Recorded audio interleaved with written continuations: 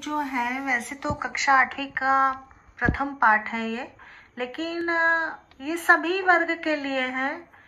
तो आप इसे सुनिए, आपको कैसा लगा ये आप बताइएगा। ये इसका पाठ का जो नाम है लोकहितम मम करणीयम, अर्थात मुझे लोकहित करना चाहिए। तो प्रस्तुत पाठ जो है एक संस्कृत गीत है और संस्कृत भाषा में गीत की परंपरा बहुत ही प्राचीन और समृद्ध है। तो हर गीत में लोगों को कुछ अच्छा करने की शिक्षा दी जाती है और इस गीत में भी यही शिक्षा दी गई है। मनुष्य को अपने भोग विलास या सुख को भूल सदा लोगों की भलाई करते रहना चाहिए। अब ये तो है कि इसमें कुछ करने की प्रेरणा हमें दी है।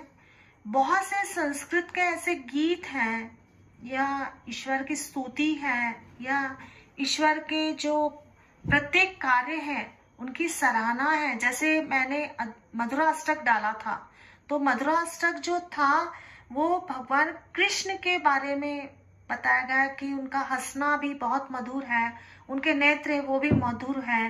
तो हम लोगों का एकमात्र उद्देश्य सिर्फ पढ़ाना ही नहीं है कि सिर्फ आपको पढ़ाई के ही हम वीडियो अपलोड करते रहे, साथ साथ हमारा ये प्रयास है कि जो आज का जो युवा वर्ग है, साथ में आजकल के जो बच्चे हैं, तरुण बच्चे हैं, छोटे बच्चे हैं, तो वो भी अपनी संस्कृति को भूलते जा रहे हैं। और इसमें हमारा जो सहयोग है पूरा है हर माता पिता का, क्योंकि अगर आप कहीं पर भी जाते हैं तो बच्चों से यही कहा जाता है, बेटा जॉनी जॉनी यस पापा वाली पोयम सुना दो। लेकिन कभी ये सुनने को नहीं मिलता कि बेटा एक संस्कृत का श्लोक बोलकर आप सुना दें, जबकि ये तो हमारी संस्कृति है। और ये संस्कृति जो है भारतीय संस्कृति, इस पर हमें गर्व होना चाहिए। लेकिन आप लोग इसे गर्व तो नहीं, मतलब ऐसा समझते हैं कि नहीं, अगर हम संस्कृत के श्लोक हमारे बच्चे बोलेंगे तो लोग क्या कहेंगे। तो मेरा आपसे निवेदन है कि जॉनी जॉनी यस पापा वाली पोयम के बजाय अगर आप अपने जो धर्म है, धर्म से संबंधित अगर आप ज्ञान देते हैं बच्चों को तो बहुत ही अच्छी बात है। और जो मैं आपसे ये मेरा करबद्ध निवेदन भी है कि बच्चों को आप अपने संस्कृति के प्रति प्रोत्साहित कीजिए और अपनी संस्कृति से आप अवगत कराइए। जो आज है युवा वर्ग जो भटका हुआ है, शायद इसी कारण भटका हुआ है क्योंकि वो हमारी संस्कृति से कोसों दूर है।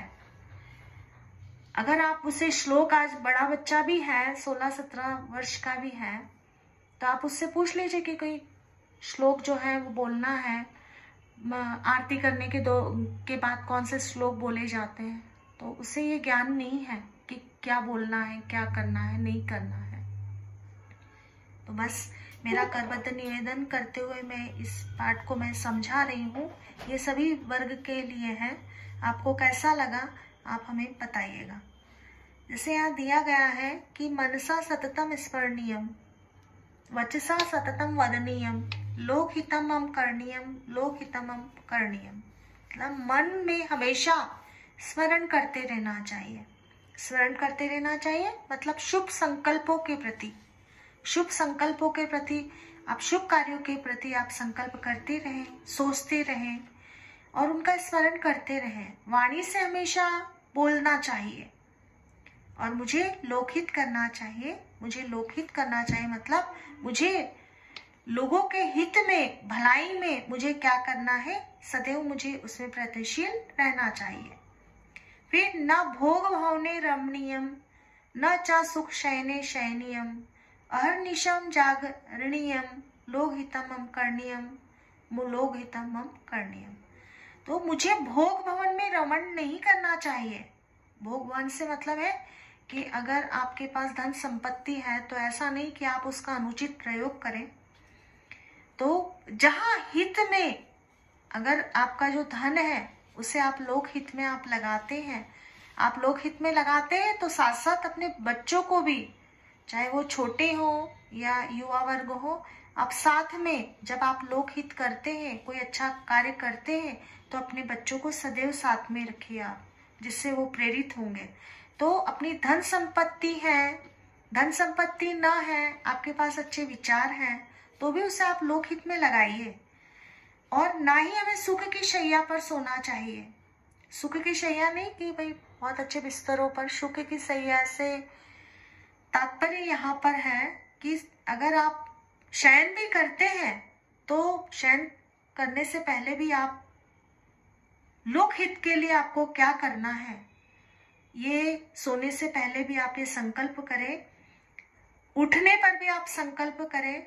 तो ऋषि मुनियों के माध्यम से जैसा मैं आपको बताती हूँ कि हमेशा वो संदेश देते रहते हैं कि जब हम सुबह संकल्प करते हैं ईश्वर के सामने, तो हम जो सामर्थ्य हम ईश्वर से मांगते हैं, ईश्वर जरूर उसे पूरा करते हैं।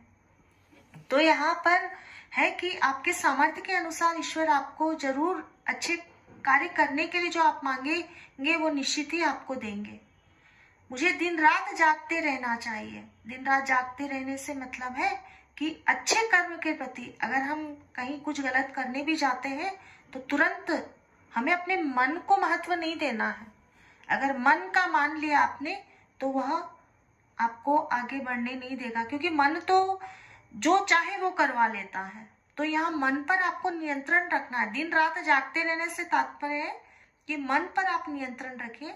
मन के अनुरूप कार्य मत करिए। आप मन के अनुरूप कार्य करते हैं तो 10 बार पहले सोचिए कि ये उचित है या अनुचित है, तो मुझे लोकहित करना चाहिए।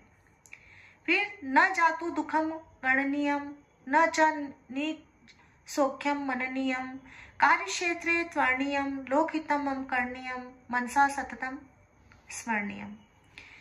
यहाँ पर इसका अर्थ है कि मुझे दुख नहीं गिनना चाहिए। हमारे जीवन में अगर कोई दुख है तो उसे गिनते रहना, अगर गिनते रहेंगे तो हमेशा दुखी रहेंगे। अर्थात हमें दुखी नहीं होना चाहिए। देखिए जीवन में उतार चढ़ाव, सुख दुख तो आते जाते रहते हैं। और यहाँ पर एक बहुत ही सुंदर बात आपको बताना चाहती हूँ कि सिर्फ एकमात्र कुंती ने भगवान कृष्ण से दुख मांगा था कि जब कृष्ण जो है द्वारका जा रहे थे, कुरुक्षेत्र का जब युद्ध पूरा हुआ तो जैसा आप सब जानते हैं कि कुंती जो थी भगवान कृष्ण की बुआ थी, और उन्होंने जो कृष्ण से मांगा था, उन्होंने कृष्ण भगवान ने कहा था जिस जिसको जो जो चाहिए आप वो मुझसे वरदान मांग लीजिए। जब कुंती की बारी आई तो पूछा कि बुआ आपको क्या चाहिए, तो बोले कि मुझे दुख चाहिए। तो उन्होंने कहा ऐसा क्यों? तो यहाँ पर कुंती कहती है कि कृष्ण तुम दुख में ही तो साथ में रहते हो, सुख में कहाँ साथ में रहते हो। अब जब सुख आया, जब तुम जाने लगे तो मुझे ऐसा सुख नहीं चाहिए। जब मुझे दुख मिलता है तो हर क्षण तुम्हारा स्मरण रहता है, सुख आने पर तो तुम्हें कोई भी याद नहीं करता। तो यहाँ पर है कि दुख अगर हमें मिलता भी है तो आप उससे दुखी मत होइए, क्योंकि उस समय हमें ईश्वर जो है वो यहाँ पे संतों की वाणी के द्वारा ये समझाया गया है कि उस समय ईश्वर आपको याद करता है। आप ईश्वर को याद जब करते तो ये मत सोचिए कि आप ईश्वर को याद करते हैं, नहीं, ईश्वर आपको याद करता है तब आप ईश्वर को याद करते हैं। तो वहां ईश्वर आपको याद करते हैं, ये आपके लिए बहुत ही गौरव की बात है, क्योंकि दुख में ही तो हम स्मरण करते हैं ईश्वर का। तो इस समय आप समझिए कि ईश्वर आपके साथ में है, तो आप दुखी मत होइए और अपने सुख का मनन नहीं करना चाहिए, क्योंकि सुख का आप मनन करेंगे जब सुख का, और ये निश्चित बात मानिए कि अगर सुख होता है तो निश्चित दुख होता ही है। तो सुख जो है हमें दुख देने वाला है, और अगर दुख है तो दुख हमें तो एक नई प्रेरणा, कुछ ना कुछ तो प्रेरणा हमें देकर जाता है। और दुख जो है सबसे बड़ा गुरु मानिए आप, कि जो हमें विद्यालय में भी वो चीज हमें नहीं सिखाई जाती है जो हमें समय दुख सिखा जाता है। बहुत से अनुभव है जो हमें हो जाते हैं, बहुत से लोगों की पहचान हमें हो जाती है कि कौन अपना है और कौन पराया है। तो यहाँ इस श्लोक के माध्यम से मैं आपसे यही निवेदन करती हूँ कि प्रत्येक व्यक्ति के जीवन में कुछ ना कुछ दुख है, तो उससे दुखी मत होइए, उससे प्रेरणा लीजिए और आप आगे बढ़ते रहिए। और कार्य क्षेत्र में अगर जब कोई कार्य करना चाहते हैं तो उस कार्य को आप आज का कार्य कल पर मत डालिए। अभी का कार्य आप ये नहीं कि 2 घंटे बाद में कर लूंगा, उसमें जितनी आप शीघ्रता करते हैं उतनी आप शीघ्रता करिए।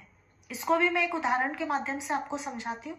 उदाहरण नहीं समझिए, ये सत्य है कि जब राजा दशरथ जो थे तो उन्होंने दर्पण में जब देखा कि अरे मेरे कनपटी के बाल सफेद हो गए हैं, मतलब अब मुझे राज्य से विरक्त हो जाना चाहिए, मुझे राम का राज्याभिषेक कर देना चाहिए।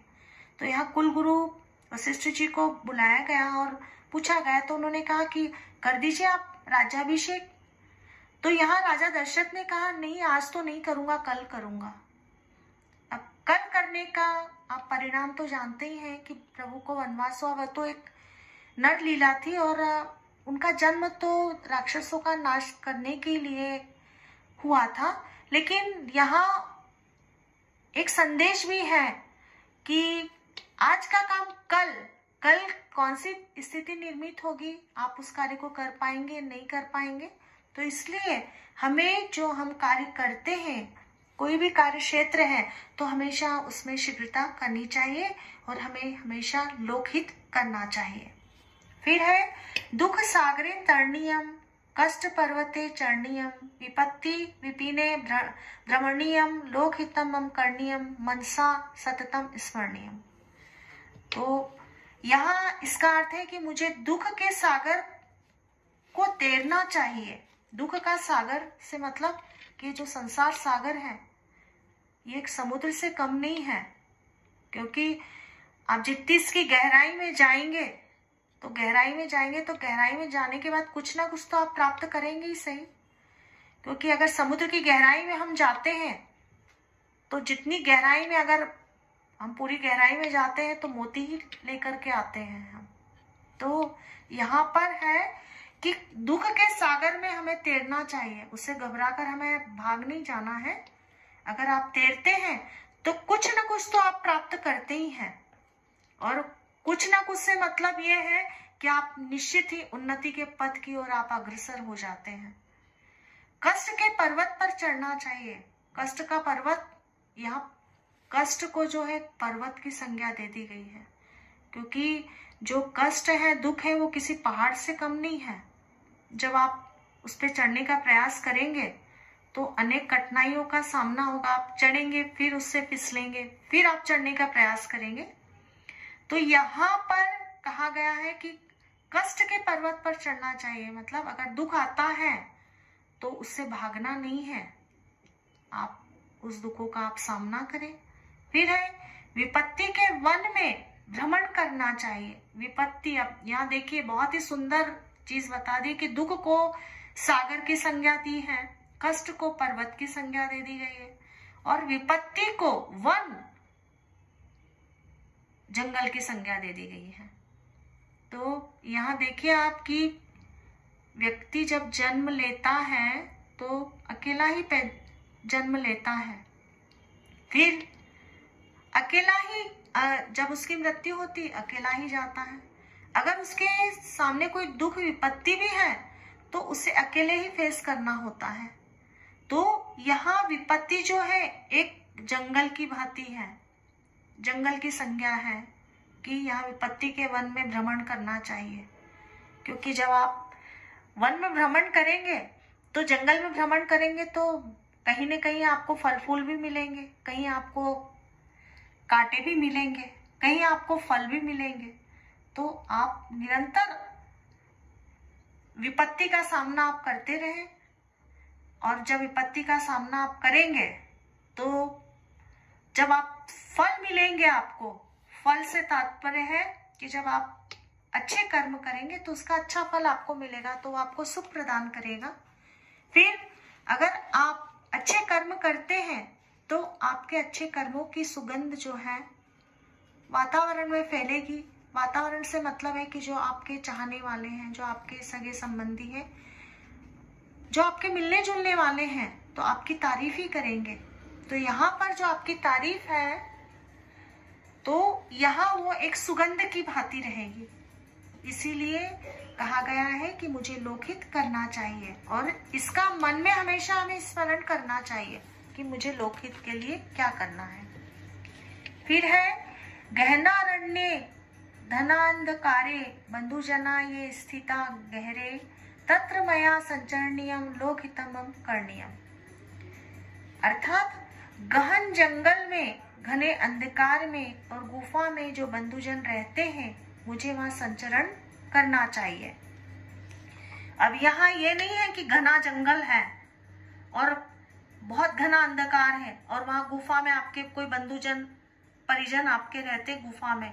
यहाँ मतलब ये है कि जब आप परिवार के बीच में आप रहते हैं, आपका परिवार है, चाचा है, बुआ है, मामा है, तो आप उनसे हमेशा मिलते जुलते रहिए। यहाँ जो कहा गया है कि संचरण करना चाहिए, मतलब घूमते रहना चाहिए। घूमने से मतलब है कि आप अपने जो परिजन हैं समय समय पर उनका हालचाल आप जानते रहे और वो किस विपत्ति का, सुख का, दुख का क्या सामना कर रहे हैं, उन्हें आपसे क्या अपेक्षा है, आप उनके लिए क्या अच्छा कर सकते हैं, तो आप उनसे मिलजुल कर ही अच्छा कर सकते हैं।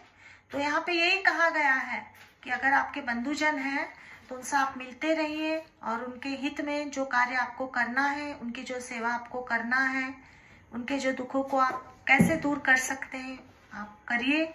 तो इस श्लोक के माध्यम से भी यही है कि मुझे लोकहित करना चाहिए। और जब लोकहित मैं करूंगा कब करूंगा? जब मैं मन में हमेशा इसका स्मरण करूंगा। तो अच्छे कर्म के लिए हमेशा मन में स्मरण करना चाहिए और मुझे लोकहित करते रहना चाहिए। ये वीडियो आपको कैसा लगा आप कमेंट बॉक्स में आप जरूर लिखें। और जो श्लोक है या भगवान कृष्ण हो या किसी देवताओं से संबंधित जो संस्कृत के जो भी इस पर आपको वीडियो अपलोड होते हैं, तो हमारा मात्र उद्देश्य ये है कि हम अपनी संस्कृति से आजकल के युवा वर्ग बच्चे हैं उनको अवगत कराएं कि संस्कृत भाषा जो है कितना अधिक महत्व रखती है। जो हमारे वेद पुराण जो है तो वो संस्कृत में ही लिखे गए हैं। ये तो सिर्फ हमें समझने के लिए बहुत से ऋषि मुनि महात्माओं ने उसे हिंदी में उसको अनुवाद करके बहुत ही अच्छी जो कृतियां हैं वो हमें दी है, तो हम उसका उपयोग करें और उसे हम समझें। बस यही निवेदन है आपसे। धन्यवाद।